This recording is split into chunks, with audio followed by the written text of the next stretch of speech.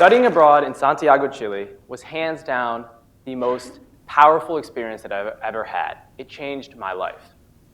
And yet this wasn't the case for some of my friends and peers who also went abroad, be that to Chile or elsewhere.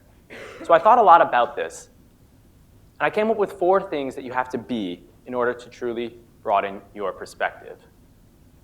You have to be open, you have to be curious, you have to be bold, and you have to be committed. So I want to talk a little about these 4 things, and I want to tell the story of what actually happened to me in Santiago and why I'm so passionate about my experience abroad. It really starts with being open. If you're not open to something, you cannot possibly learn from it. If you're not receptive to new ideas, you cannot possibly take them in. Especially when you're abroad, because a lot of the ways you think are going to be challenged. I remember early on when I was in Santiago, I was at a bar with a friend, and a young woman came up to me, and she asked me if I was supportive of the United States. I guess I didn't look like a Chilean, so she assumed I was from the US. And so I said yes, and she asked me to please explain why. So I started going through my explanation. And halfway through, she cut in, and she started attacking my explanation. She called the United States hypocritical. She said that our government has done more harm than good. She brought up a lot of interventions throughout history that had had negative impacts. And at this point, I had a few options. I could start attacking back, I could close off, I could walk away. But I think surprisingly to myself, and more surprisingly to her, I asked her to please explain her opinions more. And because of this, I had one of the most insightful conversations of my life. She challenged me to think in completely new ways and to re-justify, to reevaluate where my beliefs come from. And so that openness allowed me to grow. Now, a caveat about openness. Every single person that I have ever asked if they are open tells me, yes, I'm absolutely open. Now, I don't think that they're lying, but I don't think they're telling the whole truth. I think what they are is selectively open. You see, we're all open to ideas that we like, coming from people that we like, people who share our political views and ideologies. If you want to have a transformative experience, what you have to do is flip the switch.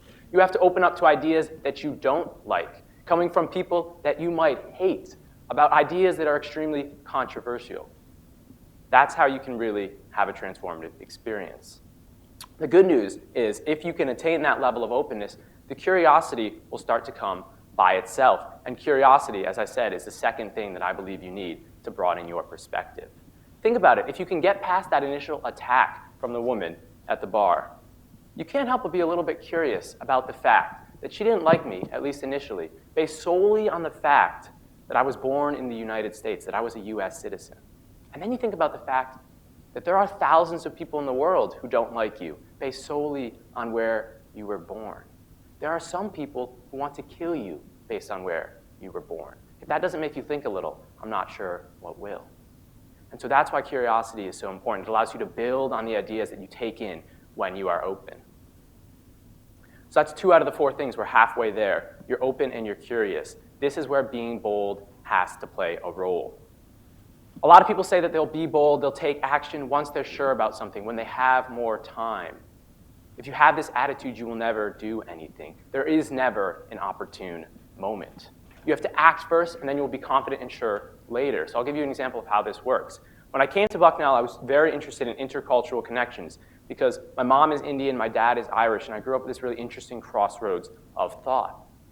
But somewhere along the line, I started to lose track of this passion. I got sidetracked. My schoolwork was getting in the way of my education. But I realized this, and so I knew I had to do something about it. I had to be bold. So I signed up for a Spanish class that was 3 levels above the one I placed into. And yes, my grades suffered, but that reignited my curiosity, my openness, my interest in other cultures. And because of that, a little while later, I had one of the first concrete steps on the path to my transformative experience abroad. I'm talking about the first time that I dreamed in Spanish. It is still so distinct in my memory. I remember waking up electrified. My mind was racing. My thoughts were running at 1,000,000 miles an hour. It was as if I had just come from another world. Now, it's almost impossible for me to convey the intensity of this emotion if you haven't experienced something like it yourself. But Nelson Mandela put it in perspective a little. Mandela said, speak to a man in a language he knows, and you speak to his head. Speak to a man in his language, and you speak to his heart.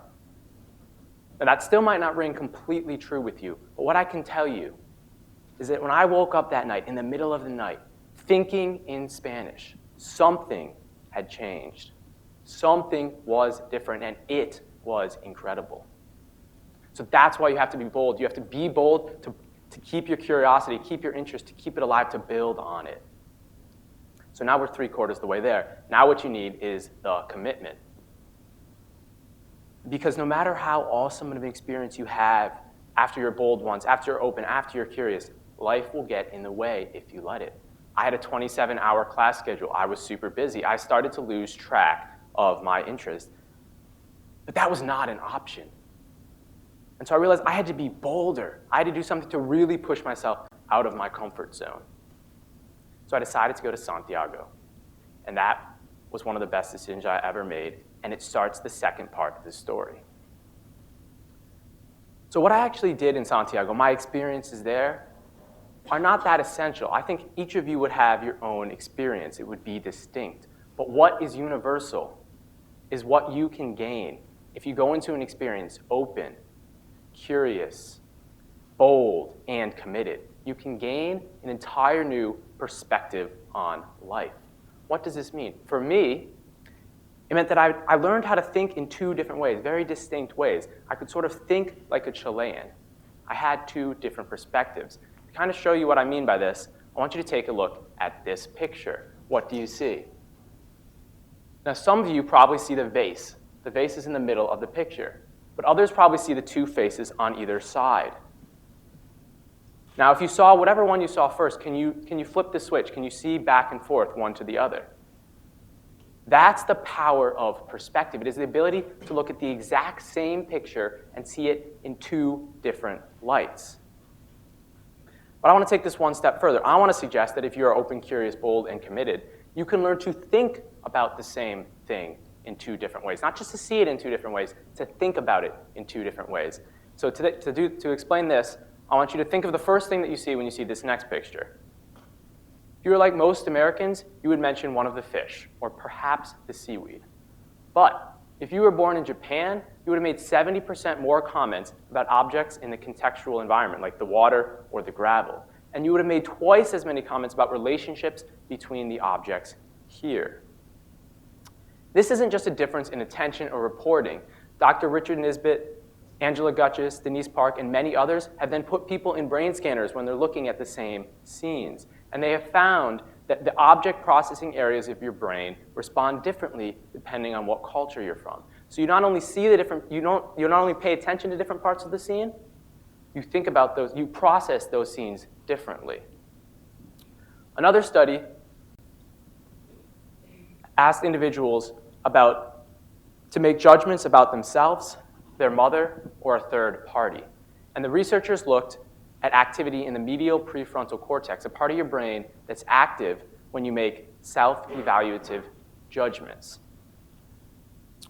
So in the Westerners who took part in this study, there was a large difference between when they made self-other judgments and mother-other judgments. That's kind of expected. When you make a self-judgment, that's shown in green here. When you make a self-judgment, you would expect the most activity in this brain region. But in Chinese individuals, the activity when they were making self-other and mother-other judgments was equivalent in the medial prefrontal cortex, the part of the brain that's normally active to make self-evaluative judgments. So across cultures, people were thinking, had a different concept of the self. And this isn't just genetic, this is plastic. Asian individuals who grew up in the United States show brain activity typical for Westerners. Bicultural individuals show the brain activity of the culture you prime them with. Multilingual individuals show different activity depending on what language they're using. So across cultures, people attend to different objects. They process scenes differently in different objects, and they even have different conceptualizations of the self. What other differences could there be? Now, science is hard. It's hard to get these differences to show up in fMRI scanners. It's a really loud, winding machine. But I don't think it's too far of a stretch to say that we think about ideas and concepts differently too. And that's what I experienced, the ability to think about things from two completely distinct ways. So let's say you believe me. Let's say you believe the science. Why should you try and attain this ability to think about things from two different ways?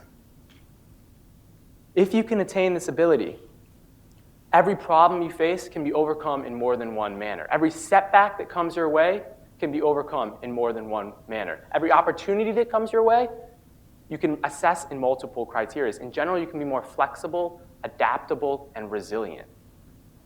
But there's a deeper reason that I'm so passionate about the ability of people to broaden their perspectives, to put themselves in other shoes, to open up to new ideas. It's because of what it could mean for all of humanity. Think about some of the world's most intense conflicts. The Indian-Pakistani Kashmir dispute, the Israeli-Palestinian conflict, Boko Haram insurgency in Africa. There are plenty of others. Now think about the fact that maybe these conflicts perpetuate because the two sides fail on a fundamental level to think about the issues in the same way. They attend to different parts of the issue. They process different things differently. A compromise has different meanings to different ones of them. What if we could get them to think about the issues in the same way, to at least get on the same page, to understand where their enemy was coming from? It wouldn't have to just be with conflicts either. Think about potential collaborations. The World Millennium Development Goals were laid out in 2000 and slated to be completed this year. These goals address basic human needs: hunger, starvation, disease, discrimination, women's rights, poverty. And yet we didn't accomplish them. Why not? It's not that humanity doesn't possess the technological capabilities to address these issues. It's not that we don't possess the resources. It's not even that we don't possess the will. We have these things. What we seem to lack is the ability to cooperate and coordinate on the level required to address these issues. I think a fundamental part of the problem is that we're not thinking about the issues in the same way.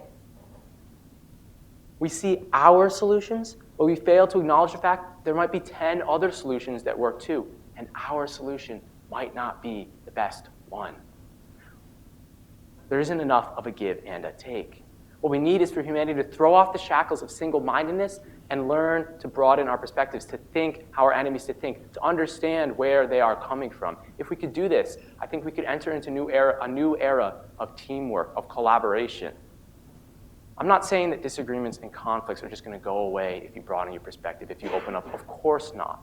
Disagreements and conflicts will always be here. But what can go away is misunderstanding. At least it can be diminished. If potential collaborators, if rivals, if competitors could at least think about the issues in the same way, if they could understand where their enemies were coming from, we could make a lot of progress.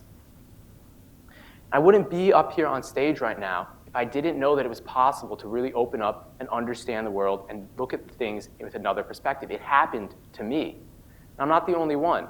Aziz Sarah, a Palestinian activist, has created a new kind of tourism in which individuals, sworn enemies, come together and learn about each other's cultures. They open up to each other. An Israeli citizen created an Israel Hearts Iran social media campaign all about openness. Iranian citizens immediately reciprocated and created an Iran Hearts Israel social media campaign all about openness. These campaigns have over 150,000 likes. Scientists from countries with tense relations, the United States and the Soviet Union, India and Pakistan, the United States, North Korea, and Cuba, have reached across the aisle to create research partnerships built on finding common ground despite this overarching tension. They're looking for similarities. And the list goes on.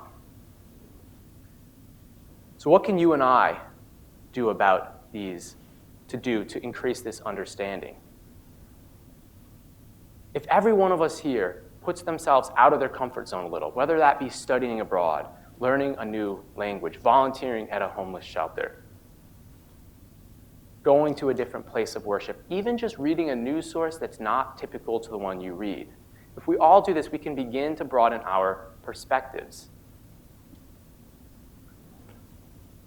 So the first thing that I talked about was being open. That's the first step. So I want to leave you with a challenge to ignite your openness. a challenge to change your mind. I want you to think about something that you take for granted, perhaps, a belief that you might not have all the facts behind, or that there's room to change. And then I want you to work on changing your mind about that. Or if you can't change your mind, to at least come to understand what sort of circumstances would have made you form a different opinion. If you can do this, you will be taking the first step towards broadening your perspective. And if we all can do this, we will be taking a step towards changing the world. Thank you.